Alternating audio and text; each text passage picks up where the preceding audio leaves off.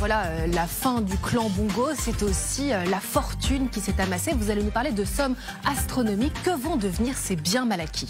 Est-ce qu'on va vers un grand déballage finalement? Je vous montre une vidéo qui fait fleurer sur les réseaux sociaux au Gabon depuis hier, diffusée par les autorités. Voilà ce qu'on découvre au domicile du chef de cabinet du fils d'Ali Bongo. Vous voyez les sacs, les valises, littéralement les valises de billets. Alors c'est du franc CFA, les autorités parlent de 6 millions d'euros à peu près. C'est difficile de vérifier, mais ça vous montre à quel point la question du trésor du clan Bongo est prégnant en France, mais aussi au Gabon. Alors, estimation. Allons dans le vif du sujet. J'ai parlé de 6 millions d'euros ici. C'est vraiment le tout petit bout de la lorgnette. L'estimation de Mediapart, après une longue enquête, en 2015, était de 460 millions d'euros. Estimation en plus qui se disait honnêtement partielle et qui évoquait possiblement le milliard d'euros, peut-être même. Donc vous voyez, 1 milliard, c'est énorme. Si juste on compare, le PIB du Gabon, je regardais 20 milliards d'euros, donc on sera un 20e du PIB du Gabon, 5%, avec un salaire officiel pour Ali Bongo qui est de 15 000 euros par mois. 1 milliard de patrimoine avec 15 000 euros par mois, il faut travailler quelques siècles pour l'obtenir, je crois. Oui, on se doute bien que c'est pas avec ce salaire officiel qu'il a pu s'offrir des villas partout dans le monde. C'est un parc immobilier digne d'un gagnant du Monopoly. Je vous ai promis l'agent immobilier, le voici. Donc alors, je vous emmène rue de l'Université Paris 7. Donc vraiment les très beaux quartiers de Paris. Cet hôtel particulier qui au total sur un domaine de 5000 m², inestimable en fait. Acheté a priori une centaine de millions d'euros dans les années 80, mais on parle de plusieurs centaines de millions d'euros aujourd'hui. Je vous emmène dans le 16e, rue d'Aune, un autre hôtel particulier. Celui-là, il est au fond de la rue, une vingtaine de millions d'euros dans les estimations. Et puis on n'est pas qu'à Paris, parce qu'on aime bien la Côte d'Azur aussi. La Villa Saint-Ange à Nice, voilà, modeste villa, 11,7 millions d'euros. Je vous conseille d'aller sur le site de Libération ce matin, qui a essayé de cartographier les propriétés de la famille Bongo, du clan Bongo à Paris. Alors, on n'est pas dans le 20e ni dans le 18e. Vous voyez qu'on a concentré tout ça dans le 16e et dans les beaux quartiers ici, 7e, 8e, un peu 6e. C'est intéressant, hein. La plainte initiale qui est déposée par les ONG parle de région parisienne, 33 propriétés et de 11 propriétés Côte d'Azur, 85 millions d'euros potentiellement. 85 millions d'euros rien qu'en France. Vous imaginez, par rapport même aux chiffres que je vous ai donnés tout à l'heure, c'est une part importante. La fortune, c'est pas que l'immobilier. Il y a l'immobilier, il y a les comptes en banque, il y a les entreprises, il y a les voitures, il y a les yachts, les objets de luxe, les costumes, les bijoux, etc. Je m'arrête sur les entreprises.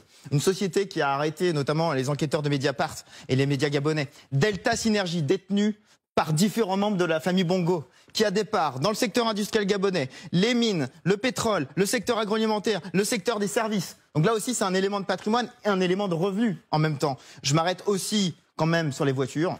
Passion de Omar Bongo, visiblement qu'il l'a transmise à son fils. Voici le parc des voitures de la présidence du Gabon. Alors il n'y a pas trop de Renault Clio hybride, c'est de la Rolls-Royce, c'est de la Mercedes, c'est de la Bentley. France 24 qui a diffusé ces images s'est même procuré une facture de commande de voiture en 2010, donc juste après l'arrivée au pouvoir d'Ali Bongo. Il y en a pour 14 millions d'euros avec, là encore, vous regardez là, Bentley, Rolls-Royce, BMW, voilà. On aime le luxe et encore, on est au début du déballage parce qu'on est peut-être au début de quelque chose qui va être encore plus important. 14 millions d'euros, je vous ai bien dit ça en voiture. 14 millions d'euros. En 2010, hein En 2010, une commande. On n'a pas les autres commandes qui ont suivi. Il y a même un bus VIP. Là, bus VIP, oui, je vous épargne, voilà, 7 millions d'euros. Bon. Mon cher Benjamin, question pendante. Comment ont-ils amassé autant d'argent? Je crois que la photo parle d'elle-même. La source de revenus essentiels du Gabon, c'est le pétrole. Et le système a été mis en place, d'après les enquêtes journalistiques et entre autres celles de Mediapart, par le père Omar Bongo, prolongé peut-être un peu, d'une manière un peu moindre, par le fils. Assez simple finalement, des sociétés pétrolières qui versent des commissions au clan Bongo pour pouvoir exploiter le pétrole.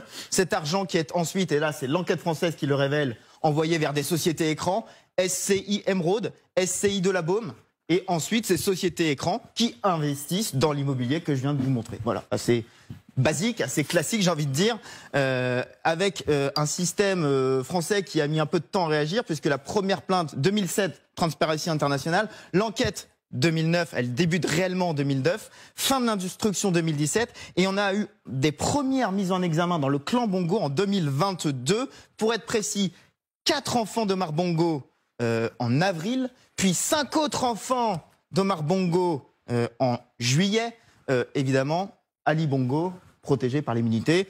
La difficulté dans cette affaire étant l'ampleur du clan Bongo. Alors, je vous donne ce chiffre qui circule, relayé notamment par Le Monde. 53 héritiers potentiels pour Omar Bongo. C'est la légende, de nombreuses femmes, de nombreux enfants. Toujours est-il que, je retourne sur la plainte initiale de 2007, elle concernait la famille Bongo, mais aussi la famille Obiang de Guinée équatoriale, mais aussi la famille Sassou Nguesso, Congo-Brazzaville. On a ici des mises en examen.